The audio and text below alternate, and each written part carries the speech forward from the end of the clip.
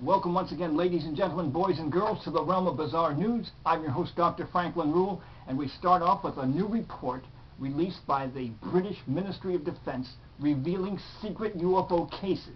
This is the first of 20 that will be released during the next 4 years. It's about 1,000 pages long and covers cases from the late 1970s to early 1980s. Now, they range from the very credible to the highly incredible.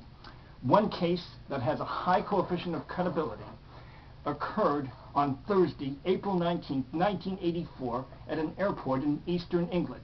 Two air traffic controllers were guiding a plane in on runway number 22 when suddenly an object landed on runway number 27. It was a saucer-shaped vehicle with flashing lights, remained there only for a minute or two, then suddenly accelerated vertically at astronomical speeds, capabilities far beyond any terrestrial aircraft. Now, these air traffic controllers had 8 and 14 years of experience respectively, should have been able to distinguish between a star and starship, and of course they hesitated to report the case for fear of career jeopardy. Now, for a case that may be considered to have a low coefficient of credibility, a man in rural England back in the early 1980s claimed that he was in regular contact with an ET named Elgar. And tragically, Elgar was killed by ETs from another planet. So, we have a wide spectrum of cases, but certainly ample possible evidence for extraterrestrial visitations of terra firma from England for your consideration. Now for the trivia question of the day. Let me extricate here from this paper present. What is the term for a group of pelicans? Multiple choice, inverse alphabetical order. Is that a watch, scoop, mustering, or bouquet? Now the only prize, is one pat on the back that you'll have to administer to yourself. Heck of a lot better than a slap on the belly with a wet trout.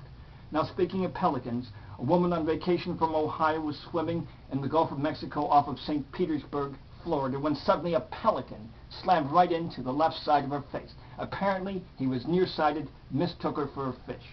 She was hospitalized with lacerations. Sadly, the pelican died. Now for that trivia question. What do we call a group of pelicans? Is that a watch, scoop, mustering, or bouquet? And is that your answer? A scoop? Absolutely right. Too darned easy. And for the record, you have a watch of nightingales, mustering of storks, and bouquet of pheasants. Yes. Now let's look into the black medical bag here. We have something heavy. Let's see what it is. It's an artificial ceramic hip joint. During the last few years, ceramic joints have replaced metal and plastic hip joints because they're more durable. But a number of patients have been complaining that they're squeaky. Specifically, one study shows this occurs in about 7% of cases, or 1 in every 14. Some people have been so embarrassed they've gone in for another hip replacement operation. You know what I say? Embrace the squeaking. It makes you stand out in a crowd. People notice you. It's a great icebreaker. Don't go in for replacement surgery. Embrace the squeaking. And that's precisely why, we call this bizarre medicine. Now, for the vault of strange deaths, we have, he wanted to be the best spitter. This pertains to two guys in a second-floor room in a hotel in Switzerland.